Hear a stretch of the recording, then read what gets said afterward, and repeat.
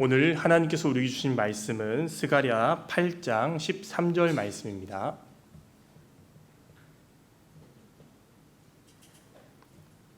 스가랴 8장 13절 말씀을 함께 읽겠습니다. 유다 족속아, 이스라엘 족속아, 너희가 이방인 가운데에 저주가 되었었으나 이제는 내가 너희를 구원하여 너희가 복이 되게 하리니 두려워하지 말지니라. 손을 견고히 할지니라. 아멘. 저는 초등학교 때 마라톤 선수를 했습니다.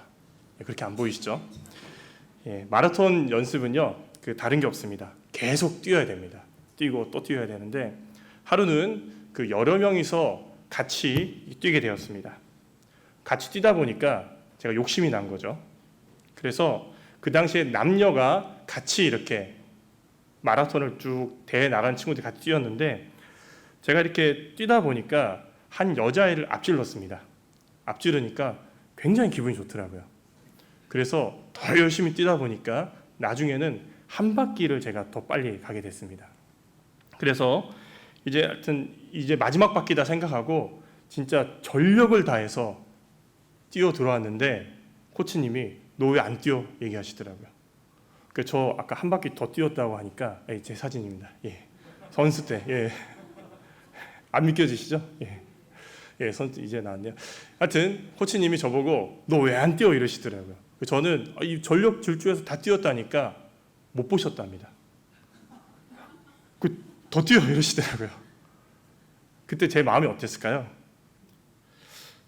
그만두고 싶었습니다. 그만두고 싶고요. 우리가 뭔가를 못할 때 손을 놓는다 얘기하잖아요. 진짜 그 마라톤을 놔버리고 싶더라고요. 그래도 어떻게 해야 되겠습니까? 코치님 말을 들어야죠. 그래서 이제 한 바퀴를 뛰고 들어온 그런 기억이 있습니다. 대회 나가서요 100명이 뛰었거든요. 12등 했습니다. 잘했죠. 사실 오늘 말씀에 보면요, 어떻게 보면 저처럼 전력으로 달렸음에도 불구하고 내가 기대한 것처럼 되지 않고 손을 이렇게 놓아버린 그런 사람들이 나타납니다. 그 사람들은 누굴까요?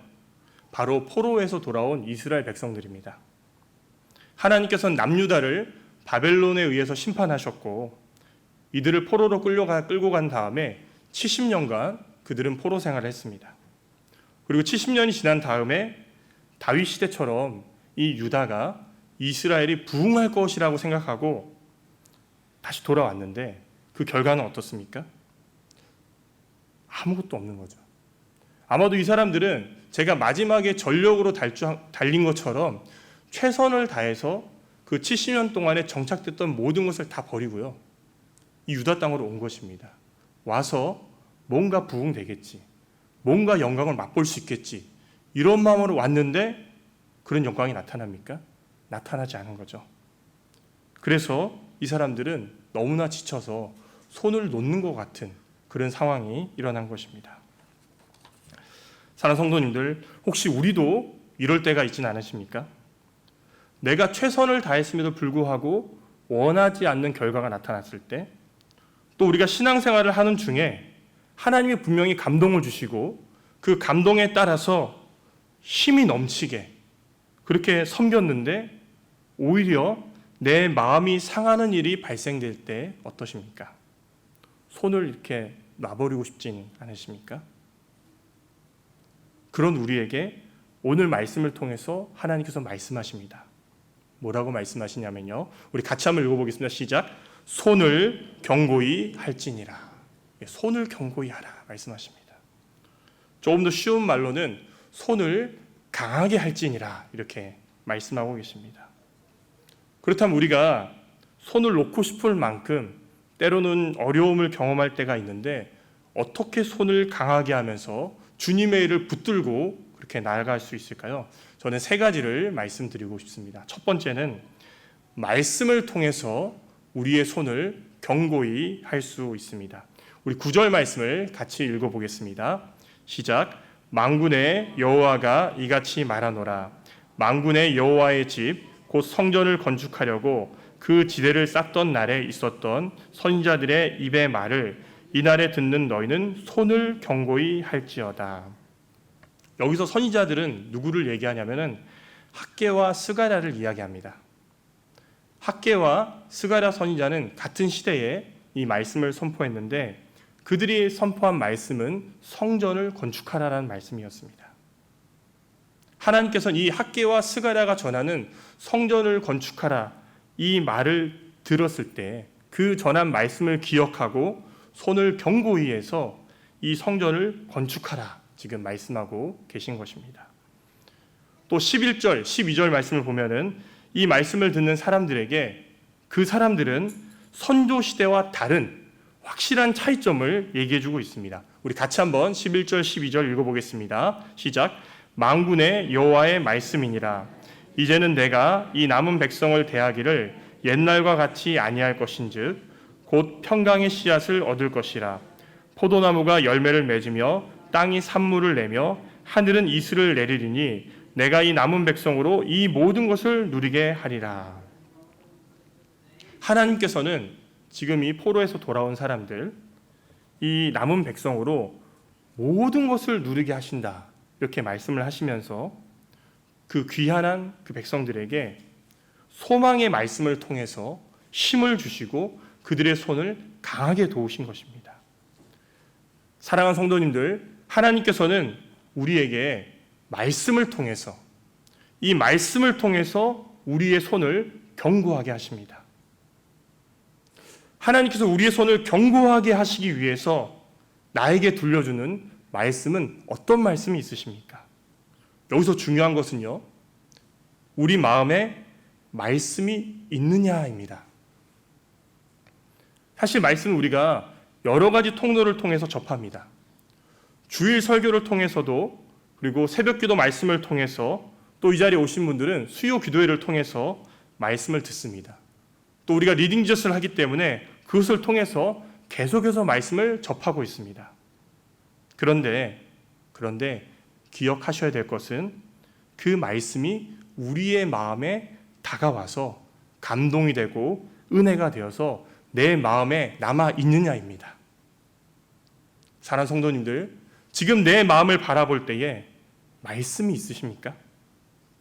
나를 붙드는 내 손을 견고하게 하는 그 말씀이 내 마음 가운데 있으십니까? 아마도 이 말씀을 듣는 이 유다 백성들은 학개와 스가랴가 전한 말씀을 기억하고 또 하나님께서 그들의 조상과는 다르게 지금 이 사람들에게 소망을 주시겠다 말씀하셨을 때에 이 말씀이 그들의 마음속에 깊이 들어왔을 것입니다. 그래서 그들의 손을 견고히 할 수 있었을 것입니다. 사랑하는 성도님들, 지금 내 마음에 말씀이 있으십니까? 나의 손을 견고하게 붙드는 말씀이 있으십니까? 혹시나 말씀이 없다면 이 시간 기도하면 좋겠습니다. 하나님, 저에게 말씀을 주십시오. 제 마음에 남아있을 수 있는, 제 마음을 움직일 수 있는 말씀을 주십시오. 그래서 그 말씀 가운데서 내가 해야 될 그 주님의 일들을 손을 견고히 하고 할 수 있도록 도와주십시오. 이렇게 기도하시면서 하나님께서 우리 마음에 깨닫게 하시는 그 마음의 말씀을 받고서 나아가시는 그런 성도님 되시길 바랍니다. 두 번째는 우리는 보이지 않는 곳에서 역사하시는 하나님을 기억할 때에 손을 견고히 할 수 있습니다. 우리 10절과 11절 말씀을 한 번 더 읽어보겠습니다. 시작. 이날 전에는 사람도 삭슬 얻지 못하였고 짐승도 삭슬 받지 못하였으며 사람이 원수로 말미암아 평안히 출입하지 못하였으니 내가 모든 사람을 풀어 서로 치게 하였느니라. 만군의 여호와의 말씀이니라. 이제는 내가 이 남은 백성을 대하기를 옛날과 같이 아니할 것인즉. 우리가 10절과 11절에서 주목해야 될 것은 이날 전과 이제는이라는 그런 말입니다. 이 말씀을 하시기 전까지는 이 백성들은 그들의 죄로 인해서, 그들의 선조들의 죄로 인해서 어려움을 겪는 것이 당연했습니다. 그런데 이제는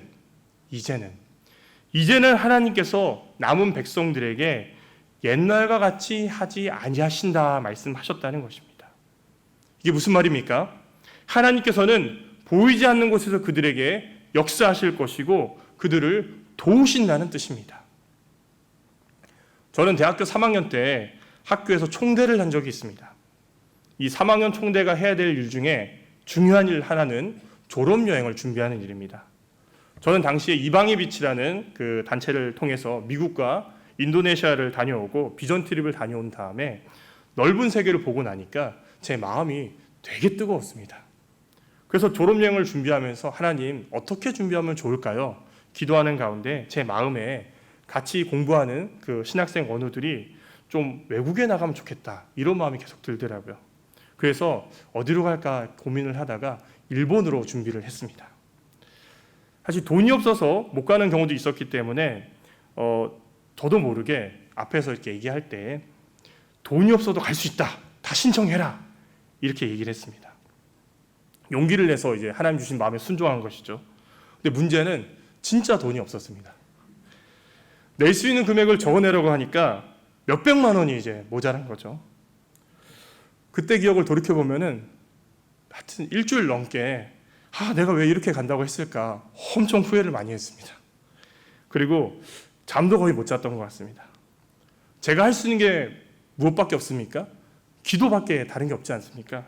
기도하면서 그 여행비 들어간 이외의 경비들은 그냥 제 개인 용돈으로 다 처리하면서 이 졸업여행을 준비를 했었습니다. 근데 하나님께서 이 과정 가운데 역사를 하셨습니다.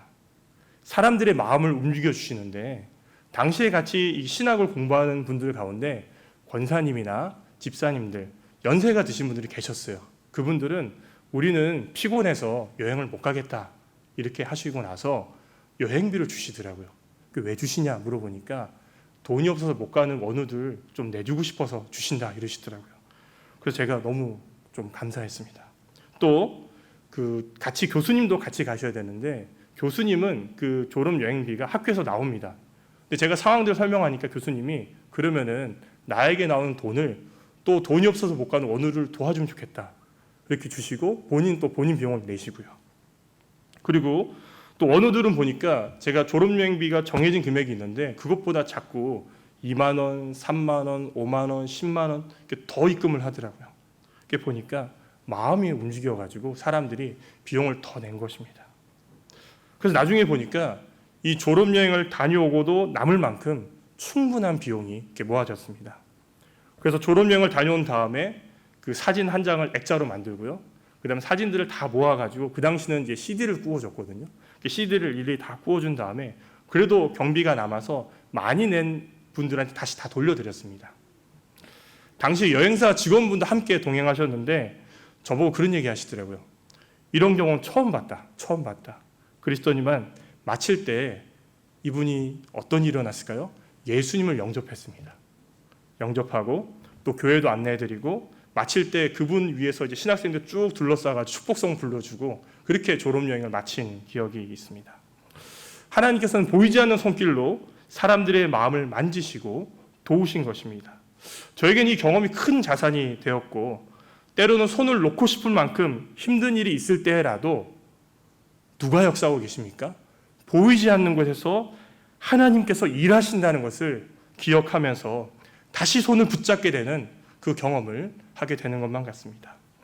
사랑하는 성도님들, 오늘 이 말씀에 나타난 백성들처럼 우리는 이날 전에 사는 사람들이 아닙니다.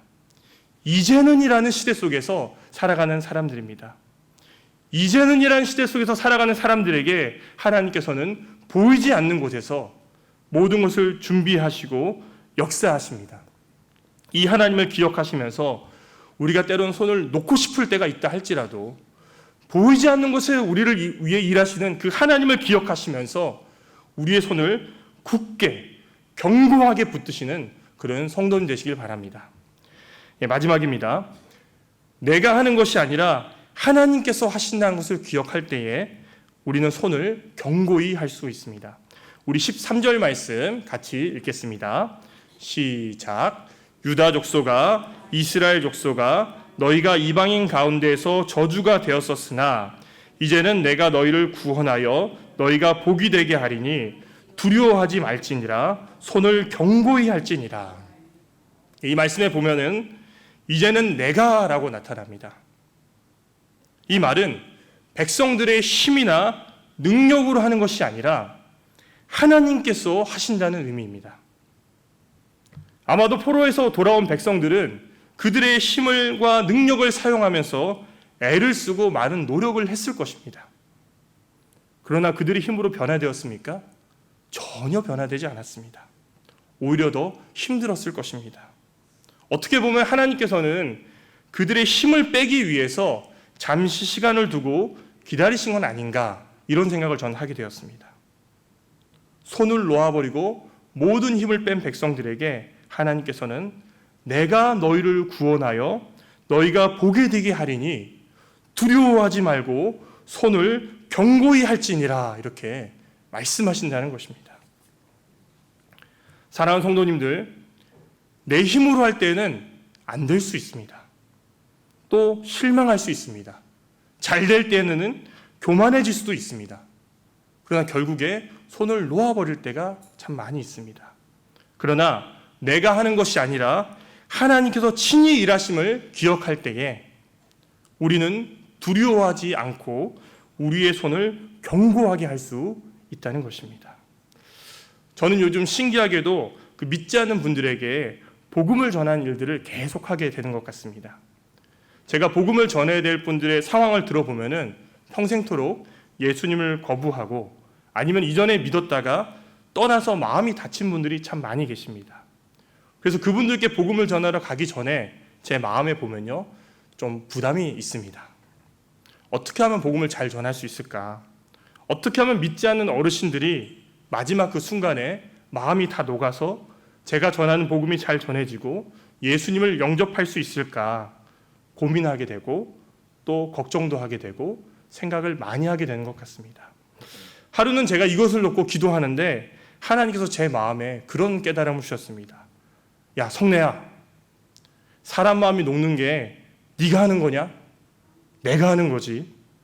너는 부담을 내려놓고 기도해라. 기도. 나머지는 내가 하겠다. 이 마음을 주셨습니다. 그래서 복음을 전하기 전에 제가 할 일은 기도밖에 없는 것 같아요. 그래서 기도하고 하나님께 좀 잘 전할 수 있는 지혜를 주십시오. 좀 생각을 주십시오. 이렇게 기도를 하는데 얼마 전에 저에게 주신 하나님의 지혜는 복음을 전하기 전에 연세가 좀 있는 분들 같은 경우에 아리랑을 부르면 좋겠다, 이런 마음을 주시더라고요. 그래서 어르신 앞에서 아리랑 아리랑 아라리요 하니까 아이고 잘 부른다 이렇게 하시더라고요. 예. 그리고 한 곡만 부르지 말고 10곡도 불러봐라, 이런 분도 계시더라고요. 그리고 나서 또 생각나는 곡이 고향의 봄입니다. 고향의 봄.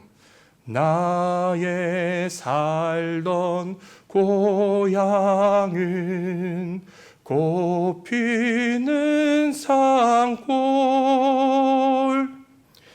이 고향의 봄을 부르면은, 죄송합니다, 더 부르시는데 이렇게 고향이 생각난다 하시더라고요. 그 다음에 고향이 어디신지 여쭤보면은 나의 고향은 어디라고 말씀해 주시고요, 또 그 고향이 그립다 얘기를 하시더라고요. 그러면 그때 어르신, 우리에게 진짜 고향이 있습니다. 그 고향은 바로 천국입니다 얘기를 하고, 이 좋은 천국을 가고 싶지 않으십니까? 라고 말씀드리면은 그때부터 마음이 열려서 복음을 잘 들으시더라고요. 그리고 영접기도 제가 해도 되겠습니까? 물어보면은 괜찮다 하시고 이렇게 영접하고 이렇게 돌아오는 경우들이 많이 있게 됩니다. 그럼 제가 늘 느끼는 바이지만은 제가 하는 것이 아니라 하나님이 하시는구나를 깨닫게 됩니다. 그러면서 제 안에 이 두려움들이 사라지고 손을 더욱더 견고하게 하시는 하나님을 붙들게 된다는 것입니다. 사랑하는 성도님들, 이 스가랴서는 하나님의 성전을 백성들에게 지으라고 독려하는 스가랴 선지자의 말입니다. 또 이 성전은 눈에 보이는 성전인 뿐만 아니라 마음의 성전도 포함이 됩니다. 혹시 우리 성도님들 가운데 주님의 일을 하시다가 열매가 없음으로 인해서 지치거나 힘든 분들이 계시진 않으십니까? 그래서 이제 더 이상은 못하겠다, 손을 놓아버리고 싶은 분들이 있진 않으십니까? 그런 우리 모두에게 하나님께서 말씀하십니다. 손을 견고히 할지니라. 손을 견고히 할지니라. 이제 우리가 8월이 지나가면은 9월부터는 하반기가 시작이 됩니다. 우리가 신앙생활에 있어서 이 손을 견고히 해야 될 부분들은 어떤 부분들이 있으십니까? 이 시간 기도하실 때 하나님, 이 부분의 손을 견고히 하면 좋겠다 말씀하시면 제가 그 부분의 손을 견고히 하면서 저에게 맡겨주신 그 하나님의 성전을 잘 완공시키는 제가 되겠습니다. 이렇게 다짐하고 결심하는 그런 시간이 되면 좋겠습니다. 우리 함께 찬양하겠습니다. 내가 주인 삼은, 우리 같이 찬양하겠습니다.